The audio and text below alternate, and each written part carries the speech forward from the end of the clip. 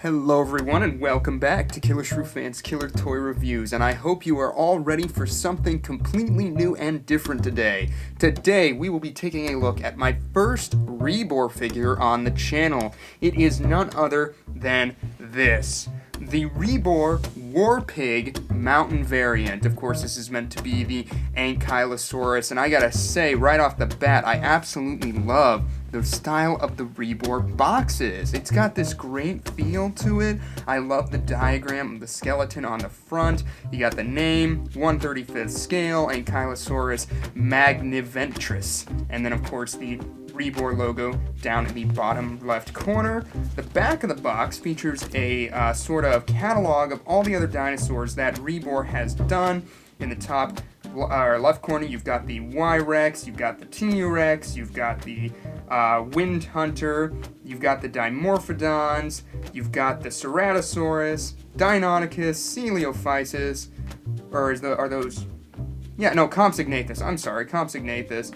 Another Compsognathus, the Warpig, which is the subject of our review, the Carnotaurus, the beautiful, amazing Carnotaurus, the Carcass, I can't quite read what that one is, and then of course the Acrocanthosaurus. So those are all of the REBOR figures that are featured on the back of the box, but you're not here to look at boxes, are you? You're here to see the Warpig Mountain variant.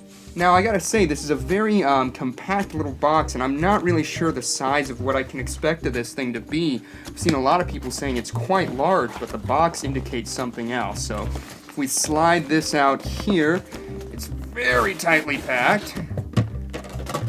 You can see you've got this nice styrofoam padding here, but then you've got this beautiful card detailing the dinosaur inside with size charts, fossils found, and that's about it. But then, looky there, there's our Warpig.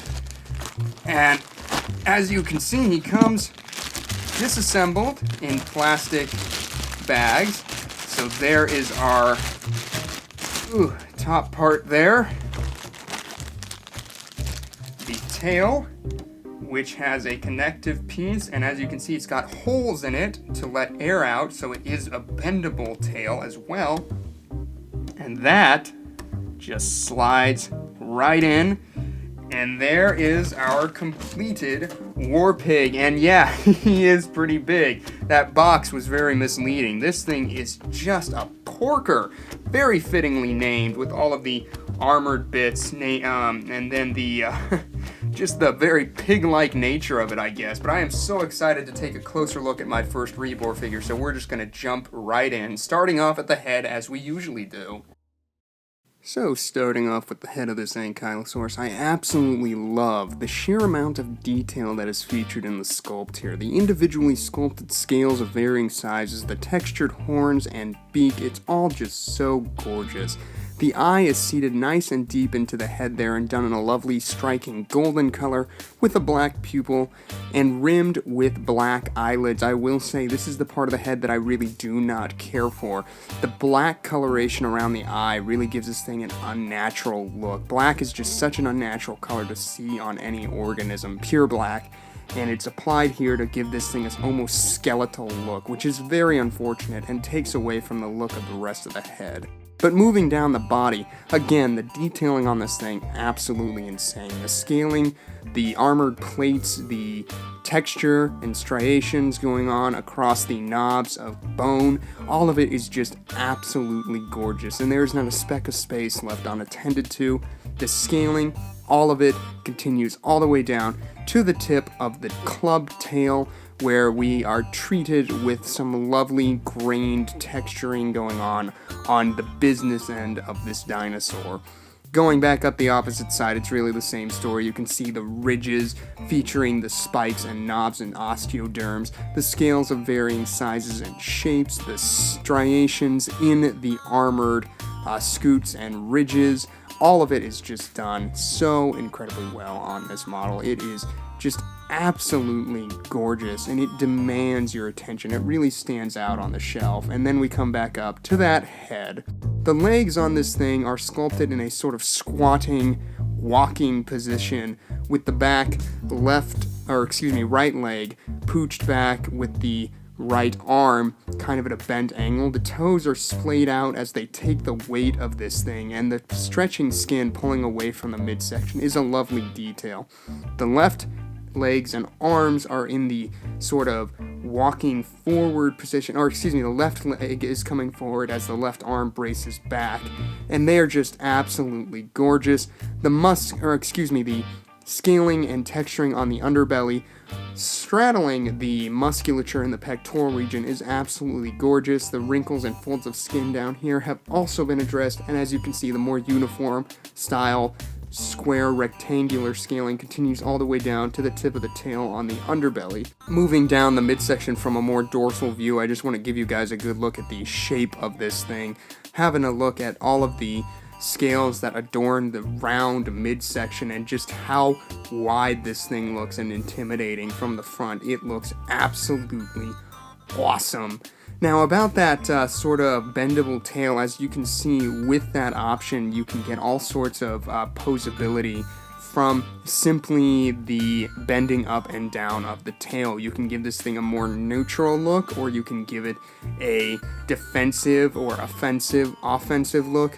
All of it just comes straight from the positioning of that tail. Just moving that slightly, adjusting it, really changes the tone of the entire piece. And my personal favorite is this way, with the tail at the ready as the creature is sort of hunched and ready and taking on a challenger. I absolutely love this pose. It's got such a great active look to it, and it looks so incredibly organic at the same time. And it all comes from that tail. Now, this figure does feature some articulation in the head. It can be rotated to the left and to the right. Very tight axis going on there, but it can be shifted ever so slightly. And another cool thing about it is it does feature an articulated jaw, which they ask you how you are, you just have to say that you're fine when you're not really fine, but you just can't get into it because they would never understand. So yes, unfortunately, the jaw on my REBOR Ankylosaurus just came right off when I was opening it. But this does give me an opportunity to show you the small grinding teeth that have been sculpted in there, along with the moist, wet tongue and the glossy finish that was applied to it. I do wish I could show it to you under different circumstances, but luckily for me, the jaw does pop right back in, and if I close it, it holds its position just fine.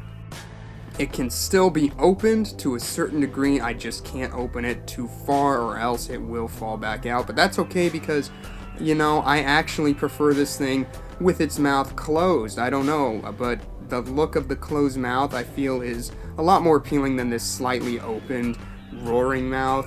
So yeah, I'm just gonna go ahead and keep mine closed just for stability reasons and personal preference. As far as the size of this thing goes, it is quite the large figure. I'm going to go ahead and bring in my trusty dusty tape measure and give you an official measurement from the tip of the tail to the front of the snout with the tail further outstretched. You're looking at 11 inches or about 28 centimeters long. And then if we have a look at the width of this thing, here, let me see it this way. You're looking at right around, I want to say it's about 4 inches wide, or 3.5 inches wide, which is about 9 centimeters at the thickest point. And if we bend that tail up in a straight posture and give you guys a measurement for height, you're looking at right around, I want to say about 6 inches off the ground, somewhere in that zone, which is about 15 or so centimeters, so quite the sizable figure. For size comparison, here it is next to the Papo Ankylosaurus, and I'm a huge fan of Papo, and this is one of my first REBOR models, and I just think that REBOR have absolutely blown Papo's offering out of the water. I much prefer the finish going on the REBOR piece, and the size of it is much more impressive. That being said, these two do have a similar aesthetic, and they could definitely work as a parent-juvenile relationship. Next up for size comparison, here it is next to the Safari Limited Ankylosaurus, and as you can see, the more stylistic approach of the REBOR figure clashes horribly with the Safari Limited one, and I don't think these two are too display compatible. Well everyone, there you have it. That is going to do it for our look at the REBOR War Pig Mountain variant. Overall, I'm quite impressed. For my first REBOR figure, I do think this was an absolute doozy. The sculptural details are very well done. The paint scheme, aside from the eye there, looks absolutely fantastic. And the points of articulation with the bendable tail and the opening and closing mouth, though unfortunately mine was faulty, are still very, very cool and make great addition to the figure itself.